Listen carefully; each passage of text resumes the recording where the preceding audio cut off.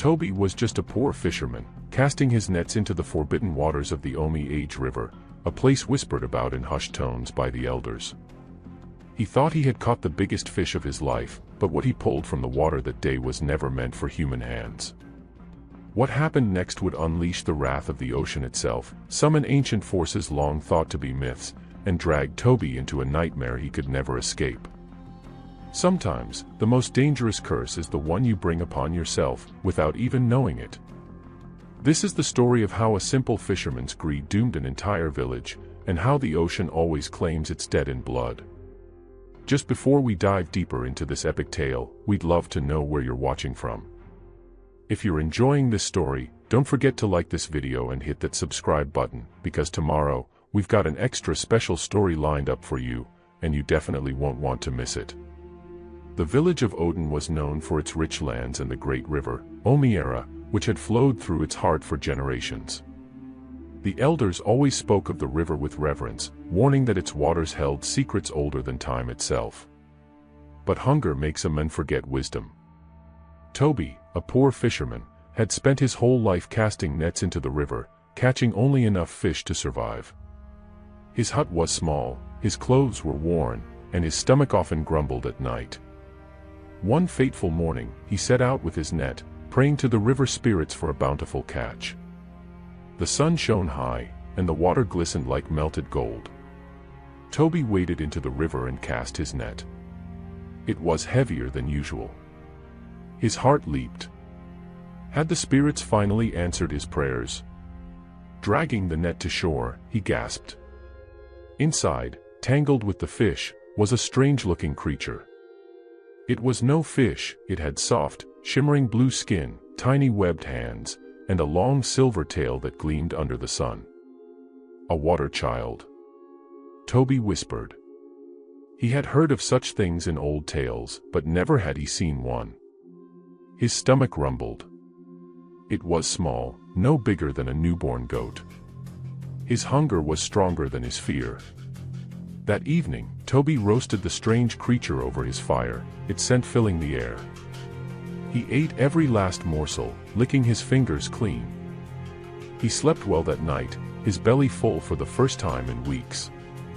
But as he slept, something stirred in the darkness. In his dreams, Toby found himself in a vast, misty field. A tall, old man with deep-set eyes and a long gray beard stood before him. "Toby," the man said, his voice like the wind rustling through dry leaves. Toby knelt. "Who are you, Baba?" "I am Jide," the old man said, "a keeper of the old ways." Toby trembled. "Have I angered the spirits?" Jide smiled. "No, my son. You have done what any man would do to survive. For that, I grant you a blessing. From this day forth, your nets will never be empty, and your wealth will grow beyond your wildest dreams." Toby's eyes widened. "Truly, Baba." The old man nodded. "But wealth changes a man. Be wise."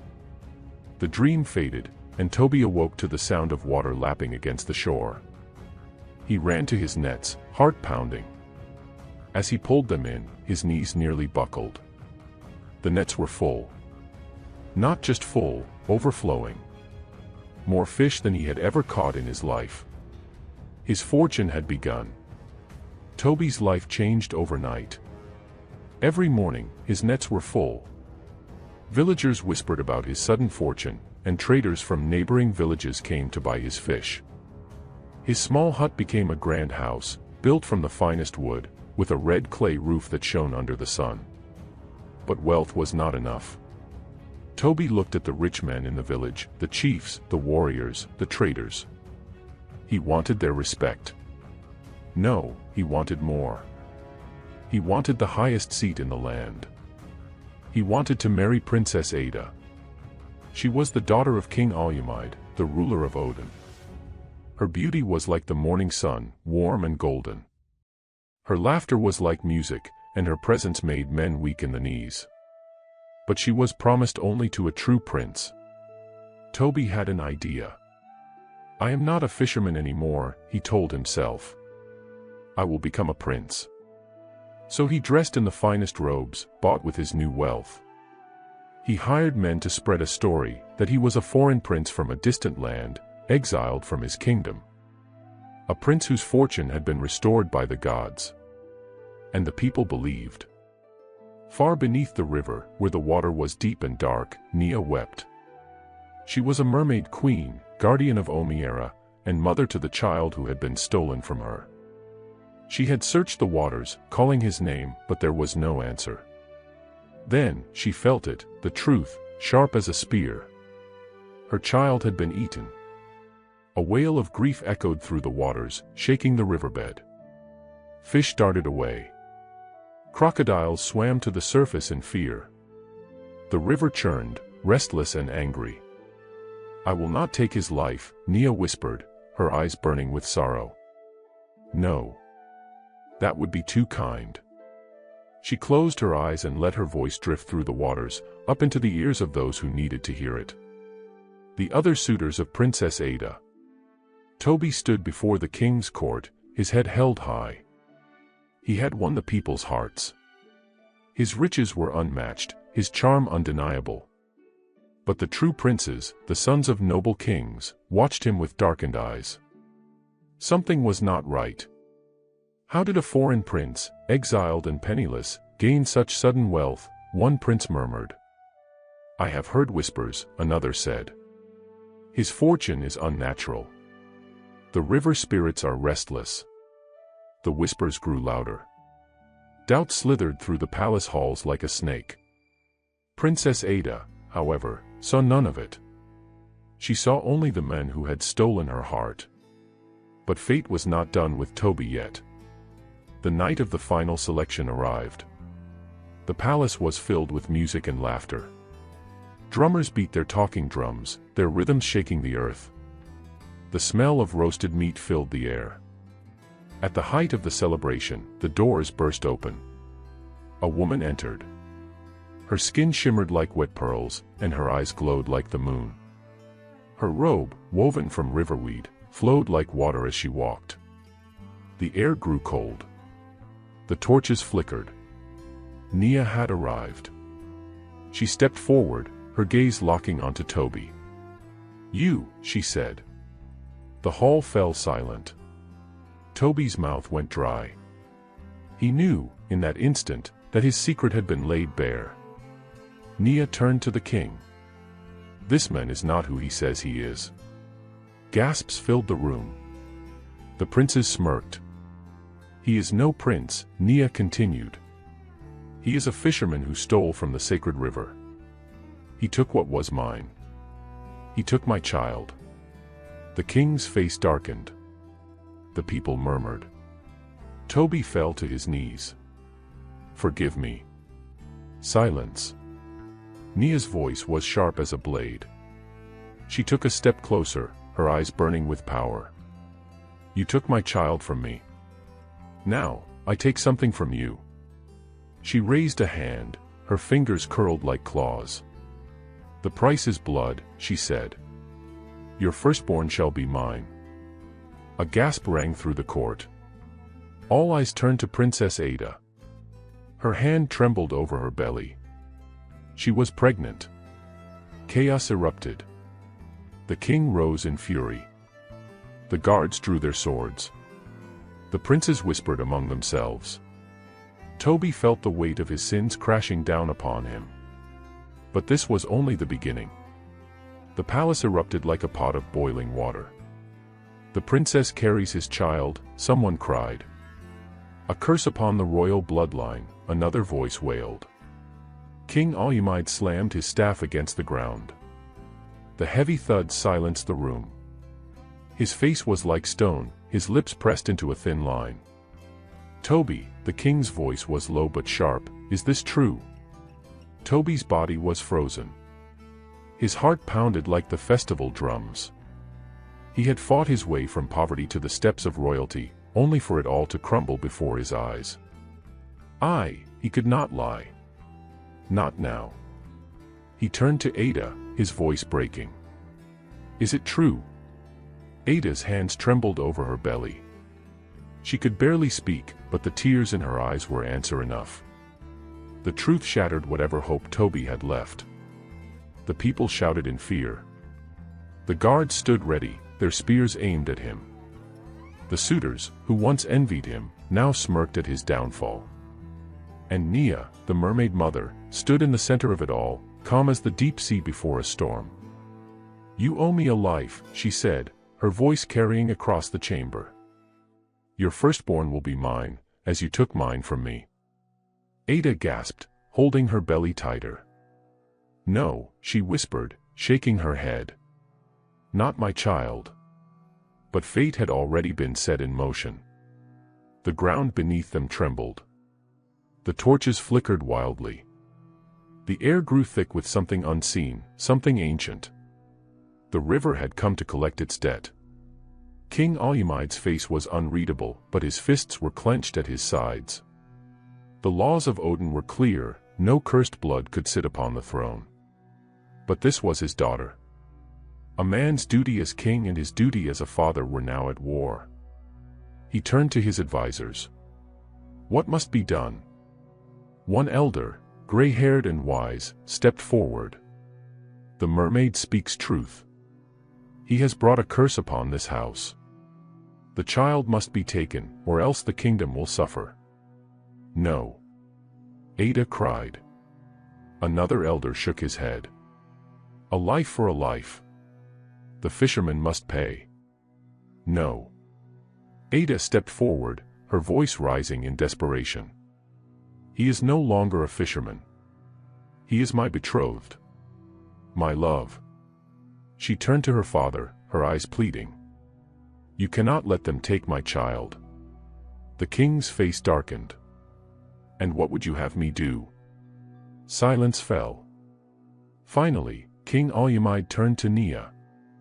If we refuse, what will happen? Nia's expression remained unreadable. The river will claim what is owed, she said simply.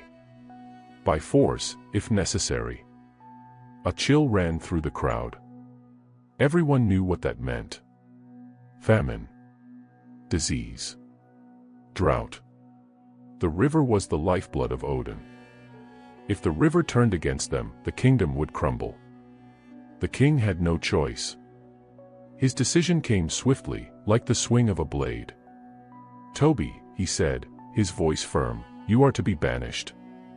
The room gasped. You will leave this land and never return. The princess shall remain here until her child is born. If the mermaid does not take the child by her own hands, we will offer it to the river ourselves. Toby's world shattered. No, he whispered, shaking his head. No, please. But the guards were already moving. Two strong men grabbed him by the arms, dragging him toward the palace doors. Toby. Ada screamed. She lunged forward, but her father held her back. The last thing Toby saw before the doors slammed shut was Ada's tear-streaked face, her hands still clinging to her stomach. His child. His only hope. And he was powerless to stop what was coming. The journey through the wilderness was long and cruel. The guards took him beyond the borders of Odin, to the very edge of the land, where the thick forests met the vast, merciless desert. Here, they left him. With no food. No water. No weapon. Just a single warning. If you try to return, one guard sneered, we will kill you. Then they turned and left, their footsteps fading into the distance. Toby stood alone in the silence, the weight of his fate pressing down on him. Banishment. Stripped of his title. Torn from his love. Doomed to lose his child. His knees buckled, and he sank to the ground. The sky stretched endlessly above him, vast and empty, offering no answers. Was this the fate Jide, the mysterious old man, had warned him about? Was this the price of greed? The sun burned high, and his throat was already dry. The forest behind him held dangers he could not fight, and the desert ahead was endless. There was no way to survive. He was going to die here. Unless fate had other plans. Toby wandered. His body weakened with every step. His vision blurred. His lips cracked from thirst. Night fell, and with it came the howls of unseen beasts. The ground beneath him became rough and hot again as he stumbled onto endless stretches of sand. Then, at the horizon, he saw it. Water. The sea. It stretched as far as the eye could see, dark and glimmering under the moonlight. He fell to his knees. His fingers dug into the wet sand. The waves whispered as they rolled in, cool and soothing. But something else moved beneath the water. A figure. A woman. She rose from the sea like a ghost, her hair flowing like black silk, her eyes deep and knowing. Toby's breath caught. Who are you?" The woman stepped forward. Her bare feet left no prints in the sand. "I am someone who has been watching you for a long time," she said. "And I am not done with you yet." Toby's heart pounded. This was no ordinary woman. This was another mermaid. But was she here to save him? Or to finish what Nia had started? Toby sat frozen in the wet sand, his heart hammering. The woman before him was no ordinary being. Her skin gleamed under the moonlight, her eyes dark as the depths of the ocean. She was beautiful, but in an eerie, otherworldly way. She was like Nia. A mermaid. Yet, something was different about her. Who are you?" Toby's voice was hoarse from thirst. The woman tilted her head, studying him. "I have had many names," she said, her voice smooth as the waves. "But you may call me Kinna." Toby swallowed. "Are you here to punish me?" Kinna smiled, cold and knowing. "If I wanted you dead, fisherman, you would not be breathing." A chill ran down Toby's spine. "Then why are you here?" he asked. Kinna stepped closer, kneeling beside him. "Because I know what you have lost.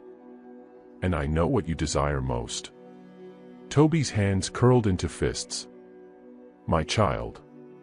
"Yes." Kinna's gaze bore into his. "Nia has claimed her price. But not all debts are unbreakable." Toby's breath caught. "You mean, you can stop her?" Kinna chuckled softly. "Not quite.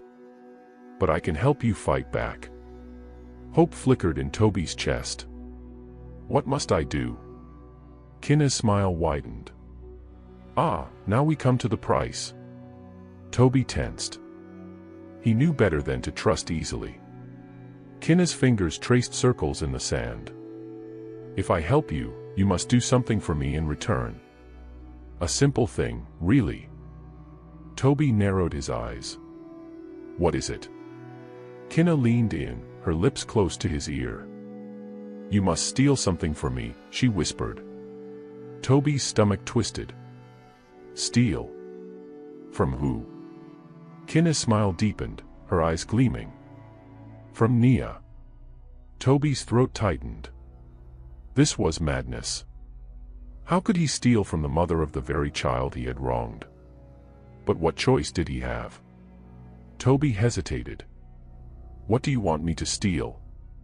Kinna's eyes flickered like moonlight on water. "A pearl. But not just any pearl. The heart of the river." Toby frowned. "The heart of the river?" Kinna nodded. "It is Nia's greatest treasure. It grants her power over the waters. Without it, she will be vulnerable." Toby's pulse quickened. "And you think I can take it?" Kinna chuckled. "Not alone." She turned toward the ocean, raising her hands. The waves trembled. From beneath the surface, something glowed, a faint, blue light. Then, rising from the depths, a small, delicate object floated toward them. A seashell. It landed softly in Kinna's palm, shimmering like silver. She held it out to Toby. "This is my gift to you," she said. "A token of the deep. It will allow you to breathe underwater. With it, you may enter Nia's domain." Toby reached out, his fingers brushing against the cool surface of the shell. This was his chance. His only hope. Kinna's voice turned serious. But be warned. If Nia catches you before you take the pearl, you will never leave the water alive. Toby swallowed hard. I understand. Kinna nodded, her expression unreadable. Then prepare yourself, fisherman. The battle for your child has begun. Meanwhile, back in Odin, Ada was trapped. Her father had confined her to her chambers. She was guarded day and night, watched as if she were a criminal. But she was not a prisoner. She was a mother. And she would not let them take her child. Late at night, she sat by her window, gazing at the stars. Somewhere out there, Toby was fighting for them. She pressed a hand to her belly. We will not let them take you, she whispered to the life growing within her. Then, an idea struck her. She could not leave the palace. But there was someone who could help her. Someone who had never turned their back on her. Her childhood friend, Ao, the palace healer's daughter. That night, as the guards dozed off, Ada sent a secret message through a servant. Ao must come. There was no time to waste.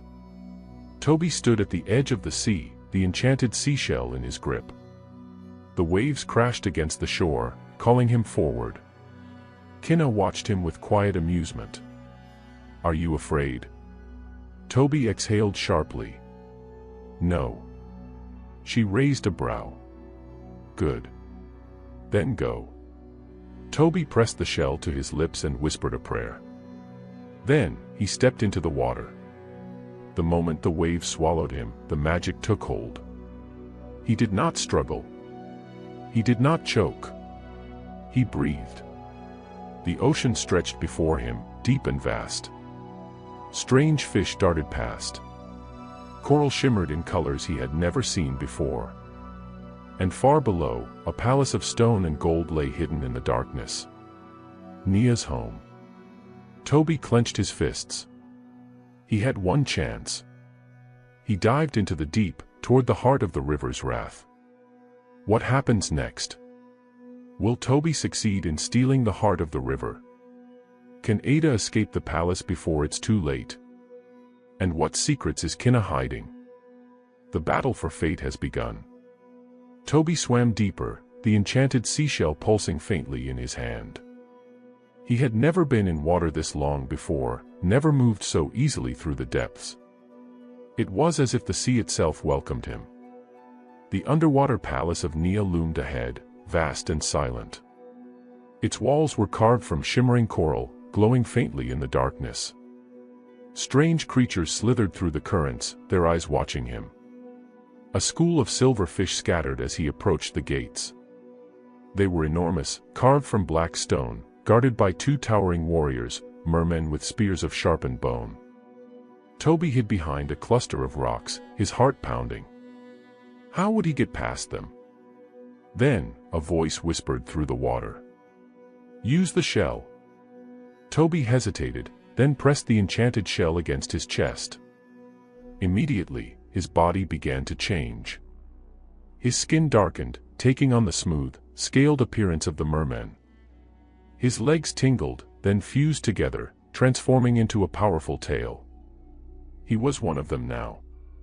Swallowing his fear, he straightened his posture and swam toward the gates. The guards barely spared him a glance. Toby slipped past them and entered the palace. Now, he had to find the heart of the river. The palace was alive with movement. Merfolk glided through grand hallways, their whispers filling the water like a song. Toby kept his head down, following the strongest current. It led him toward the heart of the palace, to a massive chamber guarded by more warriors. He hid behind a coral pillar, peering inside. There, at the center of the room, lay a pedestal carved from ancient stone. Upon it sat a single, glowing pearl, deep blue, pulsing like a heartbeat. The heart of the river. Toby's breath caught. He was so close. But how could he take it without being seen? He needed a distraction. His eyes darted to a nearby lanternfish, its body flickering with light. An idea formed. Carefully, he scooped up a loose stone and threw it toward the creature. The impact startled the fish, causing it to flash wildly. The sudden burst of light sent the guards into confusion. Now was his chance. Toby surged forward, snatching the pearl from the pedestal. The moment his fingers closed around it, the entire palace shuddered. The water trembled. The walls groaned. And a deafening scream ripped through the sea. Toby's blood ran cold. Nia knew. From the depths of the palace, Nia rose. Her eyes blazed with fury, her hair swirling like a storm. "Who dares?" her voice thundered, shaking the ocean floor. Toby clutched the pearl to his chest and bolted. The palace erupted into chaos. Guards swarmed after him, their spears slicing through the water. Toby weaved between coral formations, dodging their attacks. But Nia was faster. She appeared before him in a flash, her claws outstretched. "You dare steal from me," she hissed. Toby's heart pounded. He had to escape, but how? Then, the seashell in his hand burned. Kinna's voice whispered in his mind.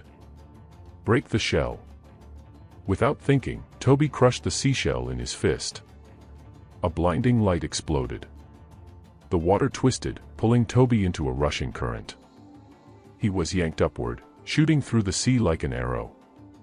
The last thing he saw was Nia's furious face before he was hurled onto the shore, gasping for breath.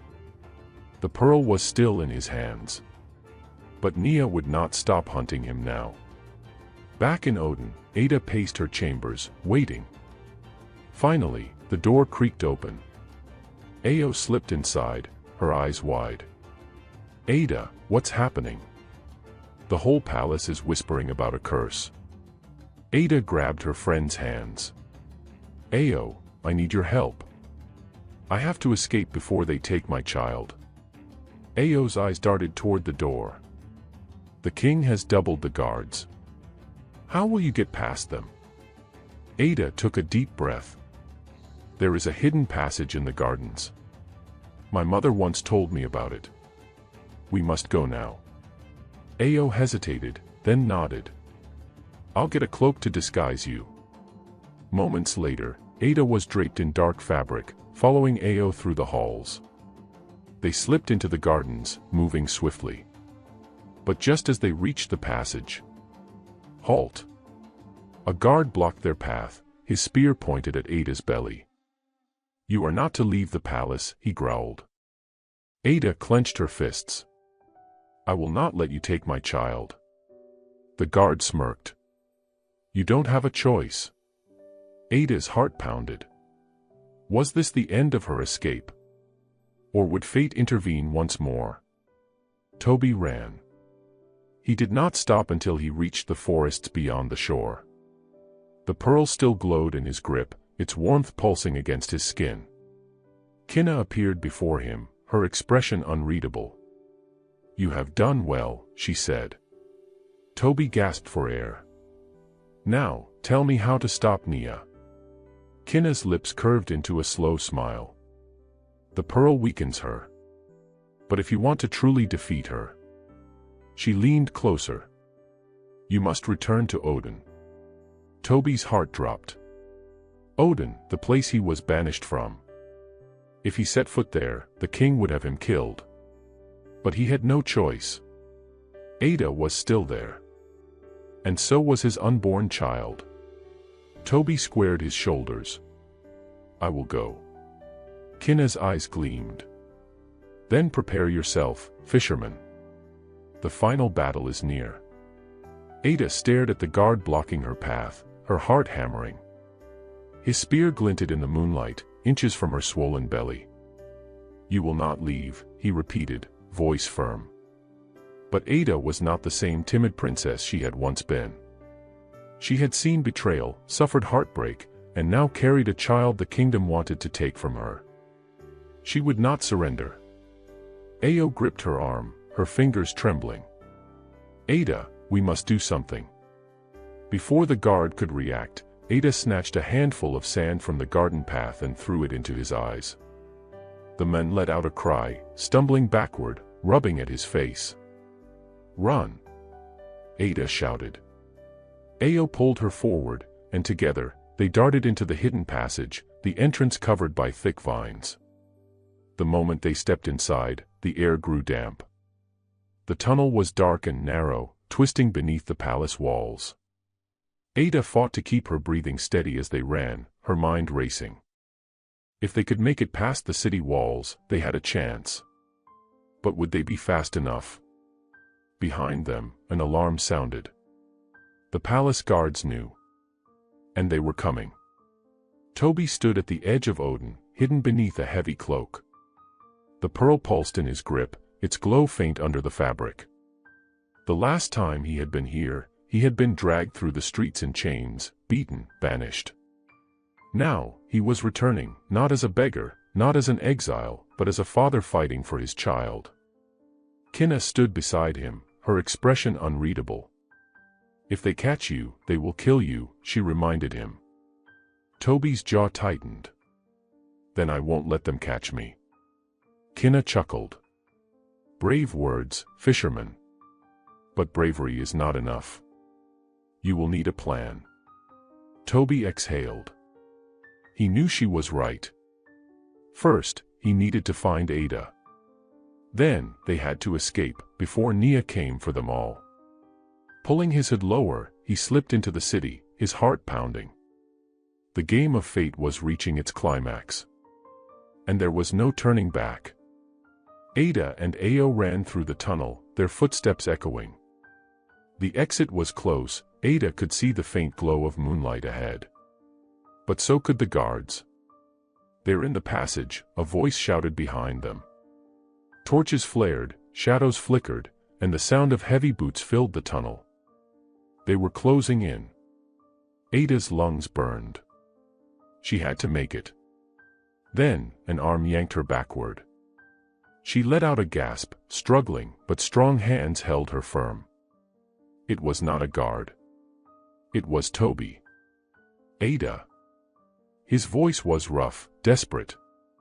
"We have to go." Ada's heart stopped. "Toby."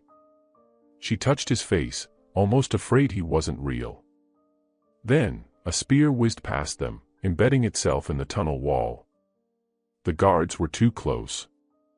There was no time for tears, no time for questions. Toby grabbed her hand. "Run." And together, they fled into the night. The next morning, King Obi stood before his warriors, his face a mask of rage. His daughter was gone. The exiled fisherman had returned. And now, whispers of a sea curse spread like wildfire. "Nia will not let this go unpunished," his advisor muttered. "The river goddess will come for us all." King Obi slammed his staff against the floor. "Then we will find them before she does." He turned to his best warriors. "Bring them back," he ordered. Dead or alive. The hunt had begun. Far from the palace, deep within the waves, Nia seethed. The pearl was gone. Toby had taken it. And now, she would take everything from him. Rising from the depths, she whispered into the currents. Her voice carried through the rivers and streams, reaching every creature, every whispering tide. "Find the fisherman. Find the woman. And bring me the child." The ocean itself trembled. Nia's revenge was at hand. Toby, Ada, and Ao hurried through the forest, moving toward the mountains. "We can't stop now," Toby said, his eyes scanning the trees. "The king's men will come for us. And so will Nia." Ada squeezed his hand. "We can't keep running forever." Toby exhaled. "Then we make our stand." Ada frowned. "What do you mean?" Toby turned, holding up the glowing pearl. "Nia's power is in this," he said. "If we can use it, maybe we can stop her." Ao looked uneasy. "And if we fail?" Toby met Ada's gaze. Then we lose everything. Ada touched her belly, determination hardening her features. Then we will not fail. The battle for fate had begun. And only one side would survive. What happens next? Will Toby and Ada use the pearl to defeat Nia? Or will the mermaid goddess claim her revenge? The final battle is near. The forest whispered with the sound of approaching danger. Toby, Ada, and Ao moved carefully through the undergrowth, their footsteps muffled by damp earth. The glow of the stolen pearl pulsed against Toby's chest, casting faint blue light against the trees. "We need to find shelter before nightfall," Ao whispered, glancing over her shoulder. "The king's warriors will track us." Ada placed a protective hand over her belly, her heart pounding. "And Nia?" Toby's grip on the pearl tightened. "She won't stop hunting us." His voice was low but determined. "But I won't let her take our child." As they pressed on, the sky darkened, heavy clouds rolling in. A distant rumble of thunder warned them of an approaching storm. But the air was thick with more than just rain. Nia was close. The river goddess had sent her whispers through the land. Every stream, every lake, every drop of water carried her rage. And soon, she would arrive. Back at the palace, King Obi stood in the great hall, watching as his warriors armed themselves. His daughter had fled. His people were afraid. And an ancient curse was about to be unleashed upon the kingdom. "Find them," he commanded his men. "Before the river does." His finest tracker, Ikin, stepped forward. "We will not fail, my king." With that, the warriors set out, their torches flickering in the growing storm. They would hunt Toby and Ada through the night. And if they found them first, they would show no mercy. Toby, Ada, and Ao found shelter beneath a rocky overhang just as the storm broke. Rain poured down in heavy sheets, soaking the ground. But the storm was unnatural. The river was rising. From the darkness, a voice slithered through the trees. "Fisherman." Toby stiffened, heart hammering. He knew that voice. Nia had arrived. Lightning split the sky, revealing her figure standing at the edge of the riverbank. Her long, dark hair whipped in the wind, her eyes glowing like deep ocean waters. She did not look human. Not anymore. She was the storm itself. "You have stolen from me," she whispered, her voice laced with grief and fury. "Now, I will take what is mine." She raised her hands, and the river surged forward. A massive wave roared toward them, filled with writhing water spirits and shadowy creatures from the depths. Toby grabbed Ada and Ao, pulling them backward as the water crashed into the rocks, missing them by inches. "Nia, please," Ada shouted, stepping forward. "Spare my child." But Nia's face twisted with sorrow and rage. "You took mine," she whispered. "Now, I take yours." The river goddess lunged. Toby had only seconds to react. He gripped the pearl and held it high. The blue light blazed, pushing Nia back. She let out a shriek as the glow repelled her, the storm shuddering around them. But the pearl was not enough. Nia's power was too great. Toby knew what he had to do. He turned to Ada, his eyes filled with pain. "Take the pearl," he said. Ada's breath hitched. "What?" "No." Toby pressed the glowing pearl into her hands. "It's the only thing that can protect you. You have to keep our child safe." Ao grabbed Ada's arm, pulling her back. "We have to go." Ada's tears mixed with the rain. "Toby." But before she could stop him, Toby stepped forward. Toward Nia. Nia's glowing eyes locked onto him. "You think surrender will save them," she sneered. Toby lifted his chin. "Take me instead," he said. "Spare Ada. Spare my child." Nia's expression flickered. For a moment, grief clouded her fury. She had once been a mother too. The river swirled around her feet, hesitant. Then, slowly, she stepped forward. "If I take you," she whispered, "you will never see them again." Toby swallowed hard. His heart ached at the thought. But he nodded. "If that is the price, I will pay it." The wind howled. The river churned. And then, Nia raised her hand. The waters rose around Toby, swallowing him whole. Ada screamed. The last thing Toby saw was the pain in her eyes before the river dragged him down, down, down. Into the darkness. Darkness. That was all Toby knew. The river had swallowed him whole, dragging him into its depths. The cold wrapped around him like a heavy shroud, squeezing the breath from his lungs.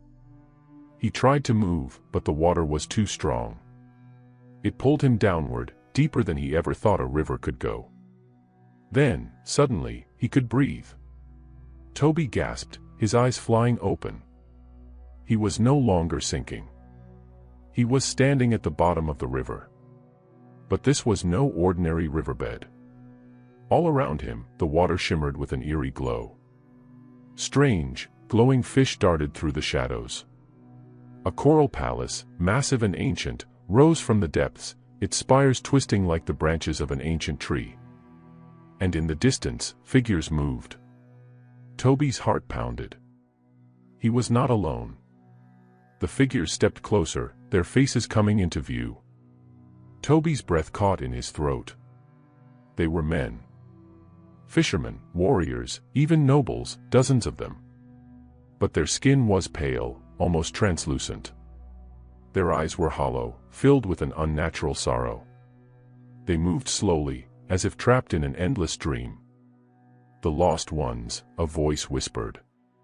Toby turned sharply. Nia stood before him. Her flowing gown shimmered like water, her hair floating as if caught in an invisible current. "You are now one of them," she said softly. "Those who have taken from the river, and have paid the price." Toby's fists clenched. "You promised you would spare Ada and my child." Nia's lips curled into a sad smile. "And so I have." She gestured toward the lost souls around him. "But you belong to me now." Toby's chest tightened. Was this it? Would he be trapped here forever? He could not accept that. He would not accept that. Toby had always been a survivor. Even in the worst of storms, he had found a way to keep fighting. He would do the same now. While Nia was distracted, he studied the prison of lost souls. The riverbed was vast, but he noticed something strange, a path of light leading upward. Could that be the way out? He needed help.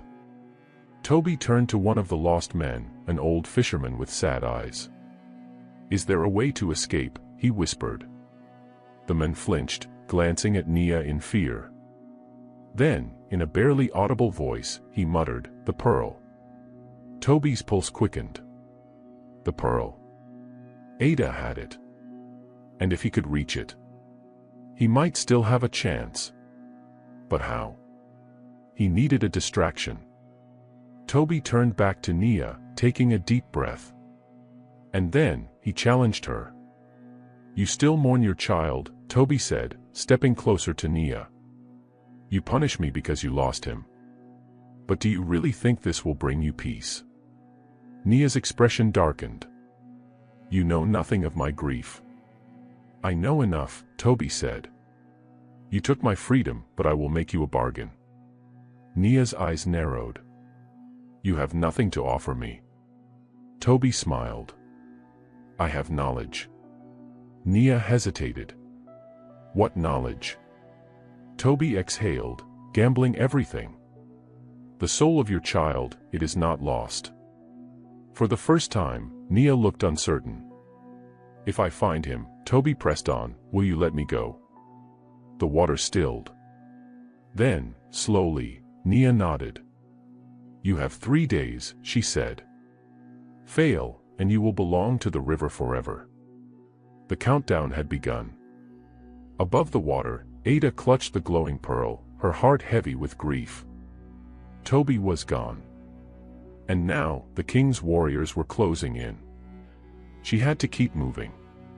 But the baby inside her stirred, and a sudden wave of exhaustion crashed over her. "Are you all right?" Ao asked, worry etched on her face. Ada nodded weakly. "We must find help." "But where?" Then, a rustling sound came from the trees. A figure stepped forward. A man cloaked in red, his eyes filled with secrets. "I have been waiting for you, Princess Ada," he said softly. Ada's blood ran cold. "Who are you?" The man smiled. "I am the one who knows how to bring Toby back." The man led Ada and Ao deeper into the forest, where an ancient shrine stood, covered in vines. "My name is Jide," he said. "And I know the truth about the river's curse." Ada's heart pounded. "Tell me." Jide knelt before the shrine, his fingers brushing against the old stone.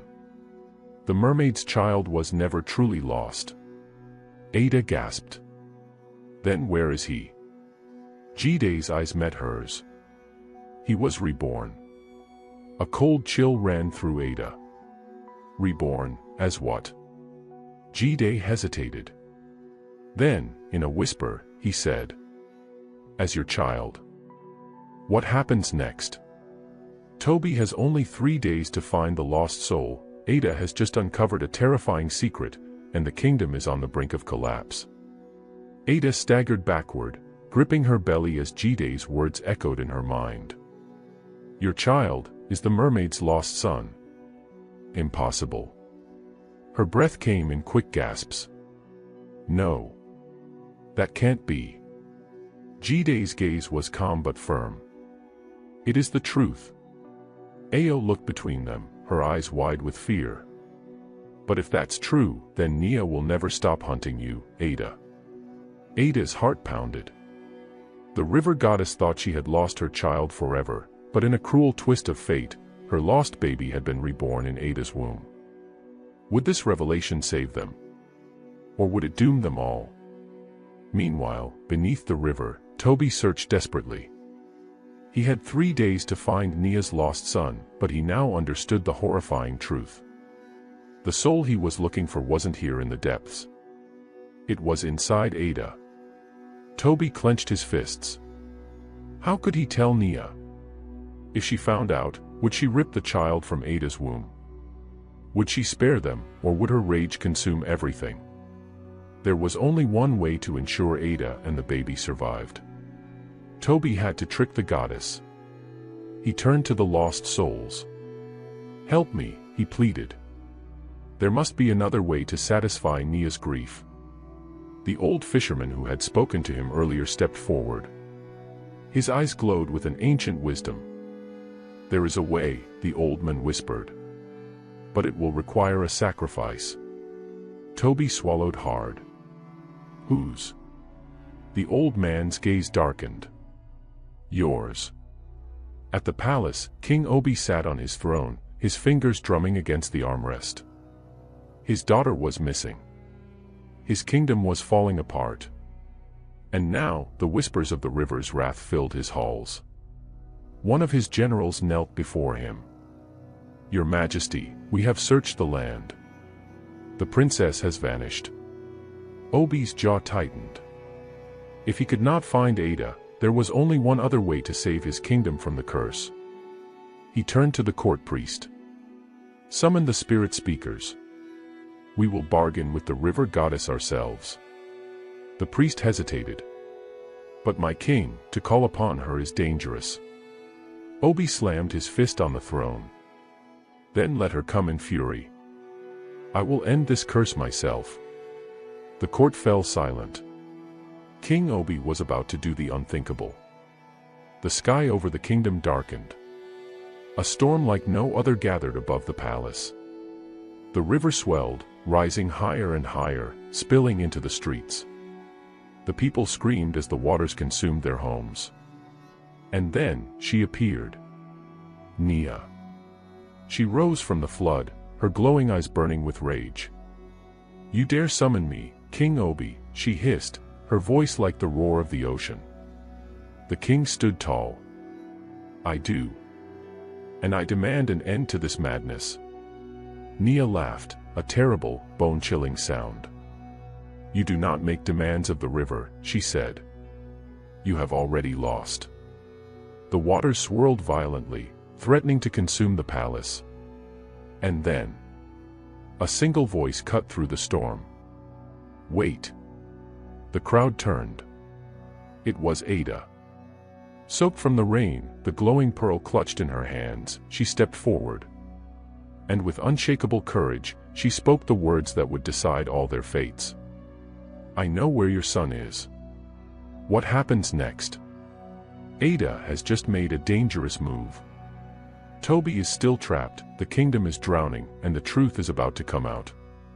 Will Nia spare them, or will the river take everything? The storm paused. Nia's glowing eyes locked onto Ada, her face unreadable. The wind still howled, the waters still raged, but for a single heartbeat, the world stood still. You lie, Nia whispered. Ada clutched her stomach. I do not. Jide, standing behind her, stepped forward. The child you lost was never taken from you. He was reborn. The court gasped. King Obi froze, his grip tightening on the ceremonial staff in his hand. The revelation spread like wildfire. Toby was no longer the villain who had stolen from the river. The goddess herself had unknowingly given her own child back to the world. But would she accept this? Or would her wrath destroy them all? Deep beneath the river, Toby felt it. A shift in the water. A change in the current of fate. The lost souls around him trembled. She knows, the old fisherman whispered. Toby's heart pounded. This was his chance. With all his strength, he pushed forward, swimming toward the path of light he had seen before. The waters fought against him, but he refused to stop. He had to return. For Ada. For his child. For his destiny. Then, suddenly, a hand grabbed him. Toby twisted, his breath catching. Nia stood before him. Her gaze burned like fire and ice. You dare to run. Toby held his ground. I dare to finish what you started. For a long moment, Nia studied him. Then, with a flick of her wrist, the water exploded. And Toby was thrown toward the surface. The palace courtyard was in chaos. People screamed as the waters crept higher, flooding the land. Ada stood firm, gripping the pearl, her body trembling. She did not know if her words had saved them or doomed them. Then, a great wave rose from the river. And from its depths, a figure emerged. Soaked, breathless, but alive. Toby had returned. The crowd gasped. The exiled prince had defied death itself. And now, he stood before the river goddess one last time. Nia hovered in the air, her power crackling like a storm. Her gaze shifted between Ada's swollen belly and Toby's defiant stare. For the first time, uncertainty flickered in her eyes. If this is true, she said slowly, then I have lost my way. Toby stepped forward. You wanted justice, he said. But your grief made you blind. Nia's fingers tightened into fists. The air around her shimmered with power. Then, she exhaled. The storm ceased. The waters stilled. And in the quiet, the goddess lowered herself to the ground. She placed a single hand on Ada's belly. A golden glow spread from her fingertips, surrounding the unborn child in a warm light. A child of two worlds, she whispered. Born of land and sea. The air shifted. Nia turned to Toby, and for the first time, there was no hatred in her eyes. The curse is broken, she declared. The kingdom erupted in cheers. But as the people celebrated, the goddess turned once more. And left them with one final warning. You have won my mercy today, Nia said, her voice echoing across the courtyard. But beware. Her eyes darkened. This child is no ordinary being. Ada's heartbeat quickened. Toby frowned. What do you mean? Nia's gaze bore into him. He will be powerful. More than you can imagine. And if he is not guided well, the world itself may tremble under his wrath. Silence fell over the kingdom. A chill ran through Ada's veins. Her child was safe, for now. But the future? That was a battle yet to come. And as the goddess vanished into mist, Toby and Ada knew. Their story was far from over. What happens next? The curse is lifted, the kingdom is safe, and Toby has cheated death. But now, a new danger looms. The child of two worlds will grow, and his power will shake the land. Will he become a blessing? Or a curse greater than his mother's? The moon hung low over the kingdom, casting a silver glow over the palace walls. The air was heavy with the scent of rain, though the storm had long since passed. Inside the royal chambers, Ada screamed. Sweat dripped from her forehead as she gripped the silk sheets beneath her. The midwives worked frantically, their hands steady but their hearts racing. The child is coming, one of them cried. Toby stood nearby, his hands clenched into fists. His heart pounded so loudly that it nearly drowned out the sound of Ada's cries. Jide stood beside him, his face grim. Remember what the goddess said, he murmured. Toby swallowed. How could he forget? If he is not guided well, the world itself may tremble under his wrath. Then, a sharp cry pierced the air. The midwives froze. For a moment, time stood still. Then, slowly, one of the women lifted the newborn into the air. The baby's skin shimmered, glowing faintly under the torchlight. His tiny fingers curled and uncurled, and when his eyes fluttered open, they were as deep and endless as the ocean itself. Toby felt his breath catch. Jide's voice was barely above a whisper. The child of two worlds has been born. And outside the palace, deep beneath the river, Nia opened her eyes. A new destiny had begun. As days passed, whispers spread throughout the kingdom. The royal child was no ordinary baby. He never cried when he was hungry. Instead, the palace fountains would overflow as if answering an unseen call. When he laughed, the air grew thicker with the scent of the sea, even though the ocean was miles away. And when Ada held him close, she swore she could hear the sound of waves crashing in his tiny heartbeat. The people began to murmur. Is he a gift, or a curse? The elders spoke in hushed voices. Some feared the prophecy. Others believed he would unite the two worlds. But there was one thing they all agreed on. This child was not meant for an ordinary life. Late one night, Ada sat awake, watching her baby sleep. His small chest rose and fell, peaceful, innocent. But deep inside her, fear gnawed at her heart. What if I cannot control him?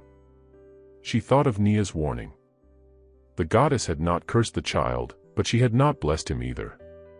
She had simply left him in their hands. A door creaked open. Toby entered, his face tired but determined. You're still awake? Ada nodded. I keep wondering, what if we fail him? Toby sat beside her, placing a hand on hers. Then we don't. Ada looked at him, searching his face for the certainty she lacked. Jide believes this child is meant to change the world, she whispered. Toby's jaw tightened.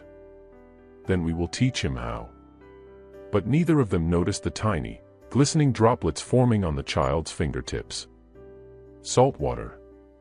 The ocean was already calling. The kingdom was still celebrating the birth when the first omen arrived. A lone traveler appeared at the palace gates. His robes were dark, lined with golden patterns that shimmered in the sun. His face was hidden beneath a hood, but when he spoke, his voice was like the rolling tides. I have come for the child. The guards crossed their spears. "Who are you?" The stranger slowly pulled back his hood. His face was weathered by time, his skin etched with marks of the deep. But his eyes, they were the same as the child's. The wind howled through the courtyard. And for the first time since the child's birth, the people felt true fear. Toby and Ada were summoned at once. Jide stood beside them, his expression unreadable as they faced the stranger. "Who are you?" Toby demanded. The man did not bow, nor did he offer his name. Instead, he studied the child cradled in Ada's arms. Then, he whispered 4 words that sent chills down their spines. "He is not yours." Ada held the baby tighter. "He is my son." The man's gaze was steady. "No. He belongs to the ocean." Toby stepped forward. "What do you want?" The stranger exhaled. "To warn you." The air around them grew thick with tension. "The child's power is growing," the stranger continued. "And others have sensed it." Toby's fists clenched. "Others?" The men nodded. "There are beings older than the river goddess. They have slumbered for generations, but now, they are waking." Ada felt her heartbeat quicken. "You must prepare," the stranger said. "Because when they come," his voice lowered to a whisper, "they will want him for themselves." Silence filled the courtyard. A single droplet of water fell from the sky, though the sun still shone. And somewhere, in the depths of the ocean, something stirred. What happens next? A new danger is awakening. The child of 2 worlds is growing in power, and ancient beings have begun to notice. But who is the mysterious stranger? And what terrifying force is coming for the boy? The courtyard stood still. Ada clutched her son tightly, her heart pounding. Toby's fists remained clenched at his sides. The stranger's eyes flickered to the child. "There is little time." Jide finally spoke, his voice calm but firm. "Who are you?" The man exhaled, his shoulders heavy with unseen weight. "I am a messenger." "From who?" Toby asked sharply. The stranger's lips barely moved. "The ones who sleep beneath the ocean floor." A chill crept through the air. Ada's breath hitched. "What do they want?" The men did not blink. "Your son." The wind howled through the palace grounds. And for the first time, Toby and Ada realized this was only the beginning. That night, Ada could not sleep. She lay beside Toby, but her mind raced. The stranger's words echoed in her ears. They will want him for themselves. She turned to look at her baby, who slept peacefully in a woven bassinet near their bedside. His tiny chest rose and fell. But something was strange. His breathing matched the rhythm of waves. In. Out. In. Out. Ada's stomach twisted. She reached out and brushed his cheek. And her fingers came back wet with salt water. She gasped. The child stirred, his small fingers twitching. His lips moved, though he was asleep. And then, in a voice not his own, he whispered, "The tide is coming." Ada jerked back. And deep beneath the sea, something ancient began to wake. Far from the kingdom, beyond the horizon where the ocean stretched endlessly, the waters began to churn. The sea boiled, the waves twisting unnaturally. And deep, deep below, where no mortal had ever set foot, the watchers stirred. They had been asleep for centuries. Waiting.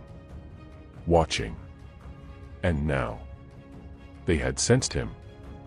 The child of 2 worlds. The one who could open the gates. The water trembled as a voice, low, guttural, ancient, echoed through the dark. "He has awakened." Another voice, rough as crashing waves, responded. "Then we must claim him before the land does." The ocean groaned, the depths shifting. The Watchers were rising. And nothing could stop them now. Morning came, but Ada's fear did not fade. She studied her son, searching for any other strange signs. And then, she saw it. A faint, shimmering mark on his left shoulder. It was barely visible, like a ripple in water. But when the light hit it just right, Ada saw. It was shaped like a spiral. Toby saw her staring. "What is it?" Ada hesitated. Then, she traced the mark with her fingertip. "It wasn't there before," she whispered. Toby frowned. "What does it mean?" Jide, who had been silent until now, finally spoke. "It means the ocean has already claimed him." A cold silence filled the room. Ada's grip on her child tightened. She would not let them take him. She would fight the ocean itself if she had to. But deep in her heart, she knew. The tide was coming. And it would not stop. That evening, dark clouds rolled in from the sea. The villagers gathered in fear. "A storm is coming," they murmured. But this was no ordinary storm. The waves crashed against the shore, rising higher than ever before. Lightning sliced through the sky, illuminating something huge moving beneath the waves. Jide stood at the edge of the palace balcony, his face pale. "It has begun," he murmured. Toby stood beside him. "What do we do?" Jide turned to him, his expression grim. "You must leave the kingdom." Toby's stomach dropped. "What?" Jide's voice was low, urgent. "If you stay here, they will come. And they will not stop until they have the boy." Ada stepped forward, clutching her son to her chest. "We can't run forever." Jide's eyes darkened. "No. But you can buy time." The storm raged. The ocean roared. And from its depths, a figure began to rise. Their time was running out. What happens next? The Watchers of the Deep are awakening. The storm is only the first sign of their arrival. But what do they want? And can Toby and Ada protect their son from the forces of the ocean itself? Thunder rumbled through the sky. The palace shook as violent winds howled through the kingdom. Toby stood at the balcony, his knuckles white as he gripped the railing. From the shore, the waves had risen to terrifying heights. The water churned, swirling as if something beneath it was stirring. And then, a deep, bone-chilling voice echoed from the storm. "Give us the child." Ada gasped, holding her son close. The baby stirred in her arms, his tiny fingers twitching as if he could hear them. Toby's breath caught. From the ocean, a massive shadow began to rise. Lightning flashed, revealing a figure standing atop the waves. A tall, cloaked being, its face hidden beneath a hood of shifting water. It stood effortlessly on the raging sea, its voice a whisper and a roar at once. "He does not belong to you." Jide stepped forward, gripping his staff. His voice was calm, but firm. "He is our son. You cannot take him." The figure tilted its head. "Is that what you believe?" Another wave crashed, sending water surging toward the palace walls. The Watchers had come. And they would not leave empty-handed. The first wave struck with unimaginable force. The water rushed through the streets, knocking down stalls, flooding homes, tearing through stone. The people screamed as the ocean invaded their land. Guards rushed forward, but the moment they stepped into the water, they froze. Their bodies stiffened, their eyes turning dark, as if the sea itself had taken hold of them. Toby swore under his breath. "They're turning them into warriors." Jide raised his staff. "The Watchers are claiming the strong. We must leave. Now." Ada hesitated, looking down at her child. "But where do we go?" A voice answered from the shadows. "To the only place the ocean cannot reach." They turned. And standing there, dressed in a cloak of woven reeds, was Nia, the mermaid. Toby's blood ran cold. "You," he growled. Ada stiffened. She still remembered the night the mermaid had appeared in the palace, forcing them to promise their firstborn in exchange for Toby's life. But Nia's golden eyes were calm. "You hate me," she said simply. "But right now, I am your only chance." Toby clenched his fists. "Why would you help us?" Nia stepped forward, her gaze flicking to the baby. "Because you do not understand what is coming." Jide narrowed his eyes. "Explain." Nia sighed. "The Watchers are not like me. They are not gods. They are ancient. Older than the rivers. Older than the land itself." Ada swallowed. "Then what do they want?" Nia's expression darkened. "They want your son because he is the key." A bolt of lightning split the sky. The Watchers' whispers grew louder. Time was running out. And the only way to survive might be trusting the very being they once feared. "We cannot stay here," Jide said. "If what she says is true, the child is the key to something greater." Ada hesitated. "But what if we're running right into their hands?" Toby looked at the flooded streets, at the guards frozen in unnatural silence, their eyes dark as the deep sea. He made his decision. "We leave," he said. Jide nodded. "Then we must go now." Toby turned to Nia. "Where do we go?" The mermaid's golden eyes flickered. "There is an island," she said. "A place where even the ocean dare not touch." Ada frowned. "Why?" Nia's expression was unreadable. "Because something even older than the Watchers sleeps there." The wind howled. And the battle was just beginning. They traveled through the storm, pushing against the violent winds. The Watchers did not follow. Not yet. But the ocean whispered. It called for the child. And the child. He listened. For as they neared the mysterious island, the baby opened his eyes. And for the first time, he spoke. A single word, in a language no mortal had spoken for 1,000 years. Awaken. A rumble shook the island. And deep beneath the ground, something stirred. What happens next? The Watchers are closing in. The ocean is calling. And now, something even older has awakened. But what sleeps on the island? And will the child's power save the world, or destroy it? The moment the baby spoke, the earth beneath them shuddered. The island, silent for centuries, now groaned as if it had been disturbed from a deep sleep. Jide pressed a hand to the ground, his face pale. The land is alive. Nia's golden eyes darkened. No, she whispered.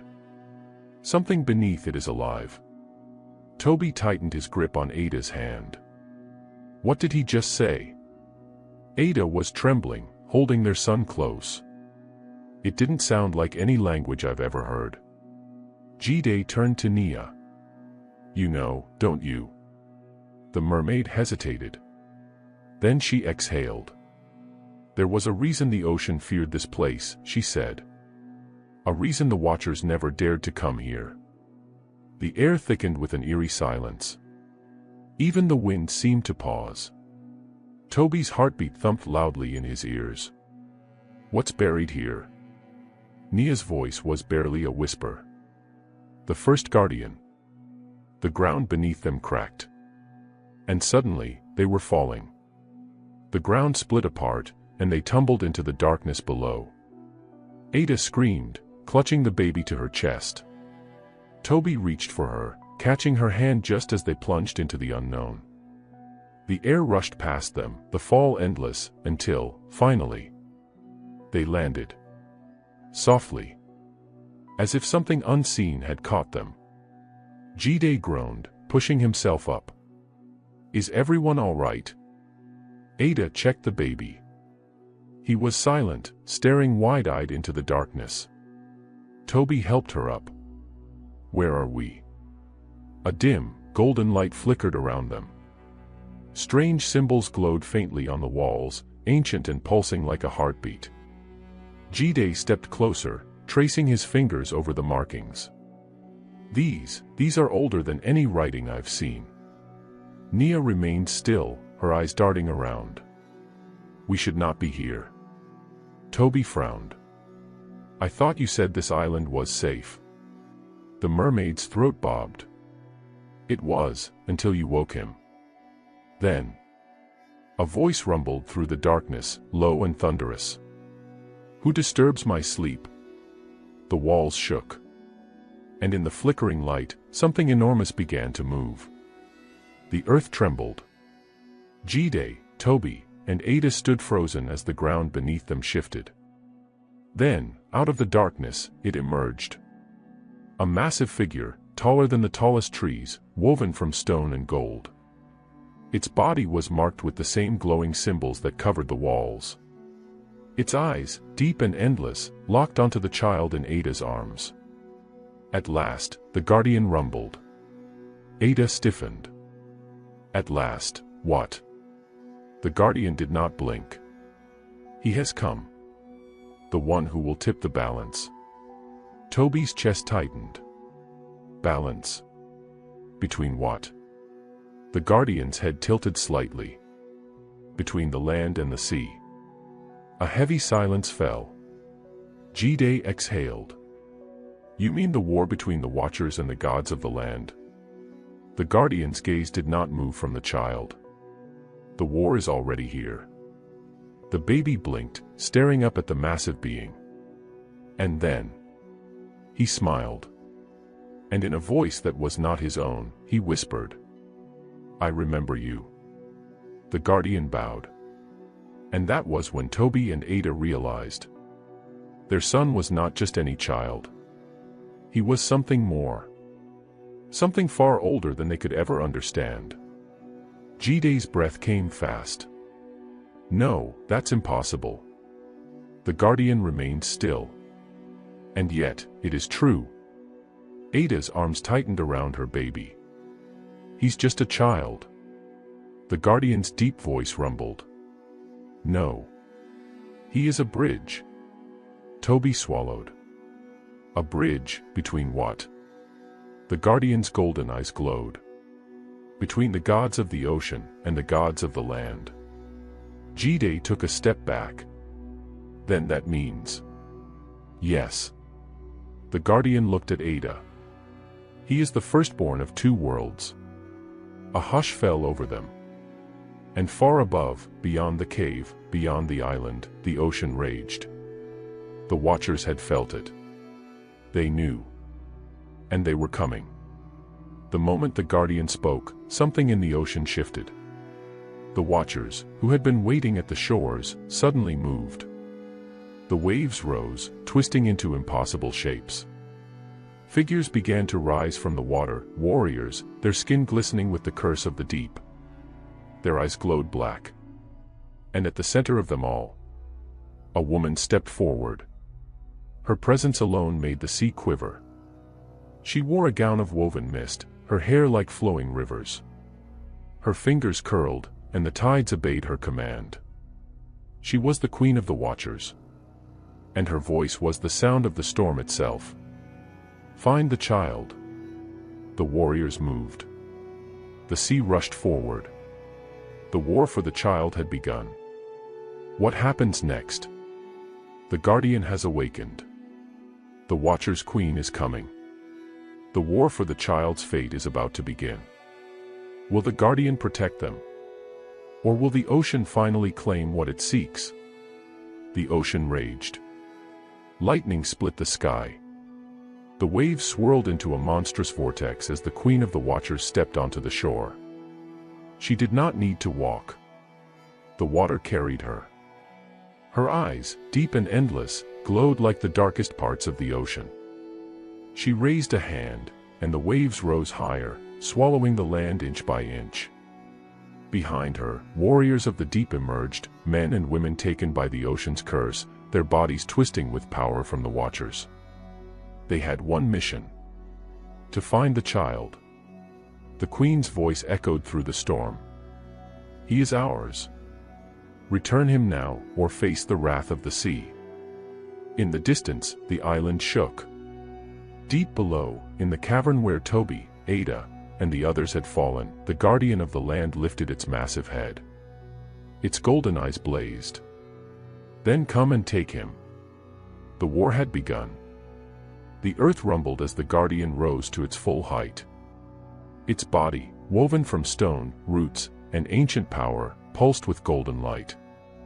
It turned to Toby and Ada, its voice a deep thunder. "The time has come. If you wish to save your child, you must choose your side." Toby's jaw clenched. "We are with you." Ada swallowed hard, gripping their son tightly. "But, can we win?" The guardian's golden gaze dimmed. "The ocean is relentless. But the land does not bow easily." The cavern walls shook, and suddenly, roots burst forth from the ground, twisting and climbing toward the surface. Nia's breath hitched. The island is waking up. Jide's eyes widened as the golden symbols on the walls glowed brighter. And then, the earth itself began to move. Mountains rose, cliffs shifted, and trees grew at impossible speeds, forming barriers between the sea and the land. But the Queen of the Watchers only smiled. "You think the land can stop the tide?" she whispered. Then, with a flick of her fingers, she called forth the storm. The first wave struck with the force of 1,000 warriors. Water smashed against the island, tearing apart the cliffs and flooding the forests. The sky turned dark, heavy with the weight of the Watcher's wrath. The Guardian raised a hand, and the trees shifted, bending into massive shields to block the raging sea. For a moment, it seemed like the land could hold. But then, the warriors of the deep charged forward. Their eyes glowed black, their bodies moving unnaturally fast as they leapt onto the land, their hands curling into claws. Toby grabbed Ada's hand. "We need to run." Jide tightened his grip on his staff. "No. We fight." The Guardian stepped forward. "Then let the battle begin." And the land itself answered its call. The island erupted into chaos. The warriors of the deep clashed against the land's defenders, creatures of stone, vines, and golden energy, summoned by the Guardian. Toby fought beside Jide, wielding a spear made from the island's magic. Nia, caught between both worlds, stood at the edge of the battlefield, her heart torn. She had once sought revenge. Now, she wasn't sure where she belonged. The Queen of the Watchers moved gracefully through the chaos, untouched by the battle. Her eyes were locked on Ada and the child. She raised her hand. And suddenly, Ada's body froze.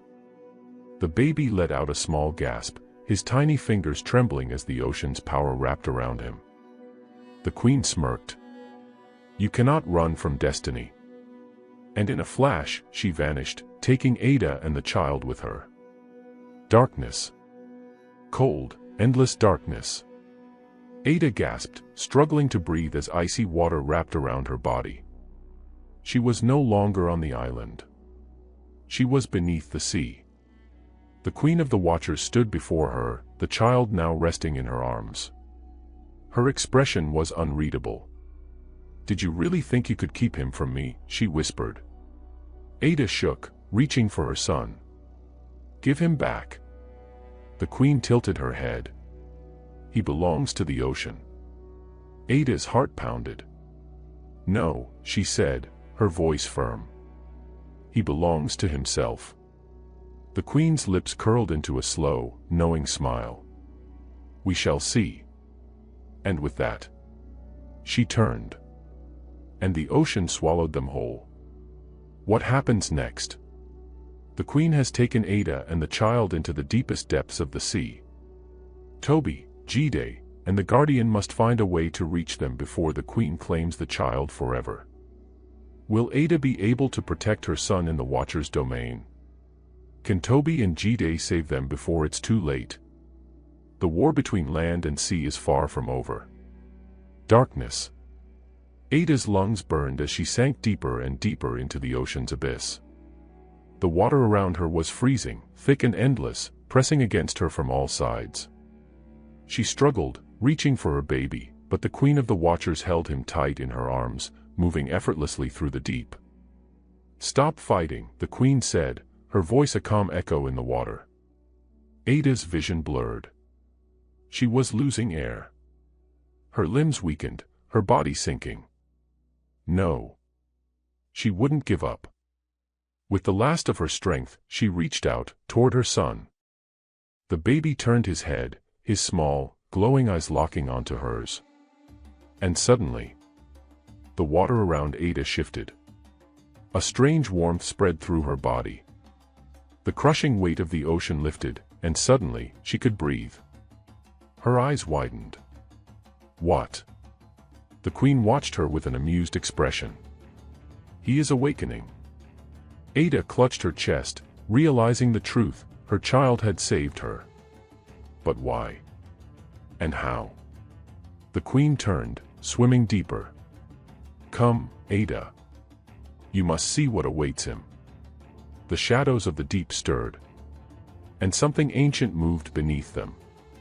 Far above, on the island, Toby's rage was unstoppable. "We have to go after them," he shouted, gripping Jide's arm. "We can't let her take them." Jide's face was grim. "Even if we wanted to, how do we reach them? The ocean is her domain."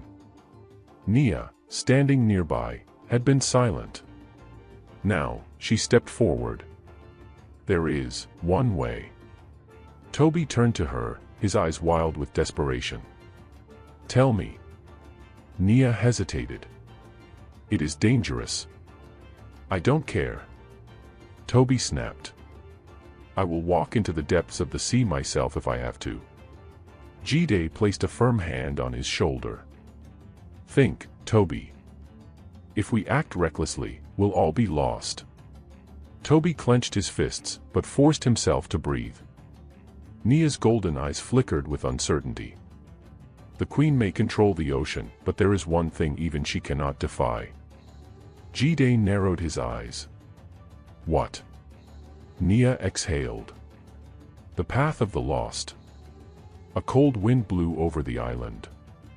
And the Guardian, who had been watching silently, finally spoke. "Then we must find it before it's too late." The path was older than time itself. Hidden beneath the island's deepest caves, it was a bridge between two worlds, a place where the living could step into the realm of the sea without drowning. But it came at a terrible price. As Toby, Jide, and Nia descended into the cavern, they felt an unnatural stillness. Jide shivered. "This place feels wrong." The Guardian of the Land stood at the entrance, its golden eyes watching them closely. "You seek the ocean's domain," it rumbled. "But be warned, once you enter the path, you may never return." Toby squared his shoulders. "I don't care. I need to save them." The Guardian was silent for a moment. Then, it stepped aside. The entrance revealed itself, a tunnel of glowing blue mist, stretching deep into the earth. Nia's voice was a whisper. "The gate to the ocean's heart." Jide hesitated. "If we do this, we may never escape her grasp." Toby swallowed hard. But in his heart, there was no doubt. He stepped forward. "Then let's go." And with that, they plunged into the unknown. Deep in the ocean's heart, Ada stood before a massive, sleeping figure. It was impossibly large, its body made of shadows and water. Ancient symbols pulsed along its skin, the same ones that had glowed on her child. She could feel its power. And somehow, she knew its name. The First Watcher. The Queen of the Watchers watched her closely. "Do you see now?" she murmured. Ada clutched her son close. "What is this?" The Queen smiled. "This is where it began. The first war between land and sea." She stepped forward, eyes glowing. "Your child carries its soul." Ada's heart stopped. She looked down at her baby, his small hands glowing, his gaze locked onto the ancient being. No. Ada whispered. The Queen's smile deepened. Yes. And soon, he will awaken it once more. The ocean shuddered. And the first watcher opened its eyes. What happens next? Toby and Jide have stepped onto the path of the lost, a dangerous gateway into the heart of the ocean. Will they reach Ada in time? Meanwhile, Ada has learned a terrifying truth. Her child carries the soul of the first watcher, the ancient being that started the war between land and sea. Now, the first watcher is awakening. Will Ada find a way to protect her son? Or is it already too late? The war for the ocean is about to begin. The ocean shuddered. The massive figure in the depths, the first watcher, stirred from its endless slumber. Its eyes, deep and ancient, glowed with the weight of forgotten ages. Ada could not move. Her son, her tiny, innocent child, reached out toward the colossal being as if drawn by an unseen force. The glow in his hands pulsed in time with the symbols on the watcher's skin. The Queen of the Watchers watched with satisfaction. It is destiny, she murmured. Ada's breath hitched. No. I won't let you take him. She tried to step back, but the water tightened around her, holding her in place. The Queen turned her piercing gaze toward Ada. You don't understand, do you? She lifted a hand, and the waters around them began to swirl. Your child is not just an heir of land and sea. The Watcher's enormous form began to shift, and its booming voice rumbled through the abyss. He is my soul returned. Ada's heart stopped. She shook her head. No, that can't be true. The Queen smiled. It is. And now, he will finish what was started long ago. The ocean roared. And the child began to glow even brighter. Meanwhile, on the path of the lost, Toby, Jide, and Nia raced against time. The tunnel of mist and water seemed endless, twisting and turning like a living thing. The deeper they went, the more the ocean's whispers filled their ears. Turn back, you do not belong here. Toby shook his head, gripping his spear tightly. We're close. I can feel it. Jide wiped sweat from his brow. The Queen is trying to scare us. But Nia suddenly froze. Her eyes widened. No, this is something else. The air shifted. And then, the tunnel collapsed. The three of them plunged into darkness. Back on the island, the guardian of the land stood at the edge of the water, its golden eyes watching the storm brewing over the sea. The island itself was shaking. The balance of the world was crumbling. It turned to the sky, whispering a message to the wind. If they fail, all will be lost. And far away, something ancient and hidden stirred from the heart of the earth. For the first time in thousands of years, the spirit of the land awakened. Toby hit the ground hard, his vision spinning. The tunnel was gone. They were no longer on the path. Instead, they had fallen into a vast, underwater temple. Massive pillars stretched toward a ceiling of swirling water, glowing symbols covering every inch of stone. Jide groaned, pushing himself up. Where are we? Nia gasped. This is... Toby didn't wait for an answer. His heart pounded. He could feel Ada. He could feel his child. He turned to the others. I don't care where we are. We need to move. And without waiting, he ran toward the light at the end of the temple. Deep in the ocean, Ada struggled against the Queen's power, her heart racing as the first watcher loomed before her. Her child's glow was growing stronger.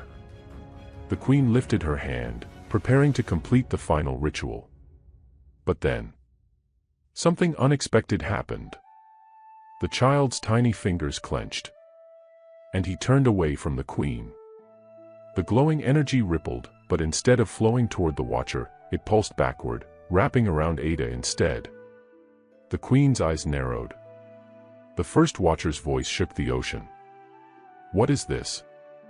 The Queen stepped forward, The ritual is failing. The child reached for his mother. And suddenly, Ada understood. Her son was choosing her. Not the queen. Not the ocean. Not destiny. Her. The queen's face twisted in fury. "No!" she shrieked. She lunged for the child. But at that moment, the temple shook. A blinding golden light burst through the waters. And Toby appeared. The moment Toby stepped into the temple, the ocean trembled. He took one look at Ada, at their son, at the queen's outstretched hands. And his rage exploded. "Get away from them!" The spear in his hand glowed with golden fire, its power surging through the water like a living force. The queen hissed, turning toward him. "You should not be here, land dweller." Toby did not care. With a mighty roar, he charged. The Queen of the Watchers raised her hands, summoning the full force of the sea. But Toby did not stop. He threw the spear. The golden weapon pierced the water, cutting through the darkness like a burning sun, and struck the first Watcher's chest. The ocean screamed. The Queen gasped. And the Watcher's body began to crack. The ancient being let out a deafening roar. And in that moment, Ada clutched their child and ran. The temple began to collapse. Toby turned, reaching for Ada. "We have to go, now." The Queen snarled. "This is not over." But as the temple crumbled around them, the ocean itself seemed to turn against her. The golden fire from Toby's spear spread through the depths. And the first Watcher began to fall. What happens next? The final battle has begun. The first Watcher is falling, but the Queen of the Watchers is not finished yet. Toby, Ada, and their son are running for their lives, but will they make it out before the ocean claims them forever? And what will happen to the Queen now that her plan has failed? The legend is nearing its end. The underwater temple shuddered, cracks snaking through its massive stone pillars. Toby grabbed Ada's hand, pulling her toward the tunnel of light that led to the surface. "We have to go, now." Ada clutched their son tightly against her chest, his tiny body still glowing with an unearthly power. Behind them, the first Watcher's massive body was crumbling, its deep voice echoing through the waters. "The balance is broken." The Queen of the Watchers let out a furious shriek. "You will not leave this place alive." She threw her hands forward, and the ocean obeyed her rage. A tidal wave surged from the depths, rushing toward them with crushing force. Ada gasped, but before she could react, Nia appeared. The mermaid sorceress spread her arms, and a glowing barrier of golden water rose between them and the wave. The waters crashed against the shield, shaking the temple with thunderous force, but Nia did not break. She turned to Toby, her face grim. "Go. I will hold her off." Toby hesitated. "But..." "Go," she shouted. There was no time to argue. Toby clenched his jaw and ran, pulling Ada along with him. As they reached the final archway, the Queen of the Watchers let out an unearthly scream. And the ocean shook with her fury. The Queen would not be denied. She raised her arms one final time, her power gathering into a swirling vortex of dark water. Her voice was pure venom. "If I cannot have him, then neither will you." A bolt of black energy shot from her hands, straight toward the child. Ada's eyes widened in horror. "No." She turned her body, shielding her son. But before the curse could strike, a golden light erupted before them. Toby gasped as a figure appeared, stepping between them and the Queen's curse. It was G-Day. The old man raised his staff, and the curse collided with him instead. A shockwave of energy rippled through the collapsing temple. G-Day staggered, his face twisting in pain. The Queen's eyes widened in shock. "You..." G-Day grinned through the pain. "Did you think you were the only one with ancient power?" He lifted his hand, and snapped his fingers. The golden light surrounding him exploded outward, slamming into the queen and shattering her form into 1,000 droplets of water. The ocean screamed. And the queen of the watchers was no more. Toby and Ada rushed to Jide's side, but they already knew. The curse had done its damage. Jide sank to his knees, breathing heavily, his body flickering between solid and mist. Ada's hands trembled. "Jide, don't go." The old man chuckled weakly. "Ah, you two, you were always so stubborn." Toby's jaw clenched. "There has to be a way to save you." Jide smiled. "My time was borrowed, Toby. And now, the ocean is calling me home." He turned to the child, his golden eyes soft. "Protect him," he whispered. And then his body dissolved into golden mist, carried away by the tides. Ada buried her face in her hands, silent tears mixing with the ocean. Toby clenched his fists. Jide was gone. But the ocean was at peace. The waters parted. The golden path of the lost reappeared, leading them home. As they stepped onto it, the temple behind them crumbled into nothing, the ancient battle finally over. The ocean had been reset. Nia swam beside them, silent, her expression unreadable. As they neared the surface, Toby turned to her. "What will happen to you now?" Nia looked at the child. "The Watchers are gone. The sea will need new guardians." She gave a small smile. "Perhaps your son will choose to return one day." Ada held him close. "Perhaps, but not today." With that, they stepped back onto land. The guardian of the land was waiting for them. It looked at the child, its golden eyes glowing. "The balance has been restored." It turned to Toby. "You have paid your price. Now, live well." With that, the guardian vanished into the wind. Toby and Ada stared at the sunrise over the ocean, the child between them. The battle was over. But their journey was just beginning. Epilogue: the legend lives on. Years passed. The fisherman-turned-prince built a home, far from the palace, where the sea met the land. He and Ada raised their son, teaching him of both worlds, the land of men and the mysteries of the deep. But sometimes, on quiet nights, Toby would look out at the ocean, and he could hear Jide's laughter in the wind. And in the depths of the sea, a child's voice called to the waves. A voice that the ocean never forgot.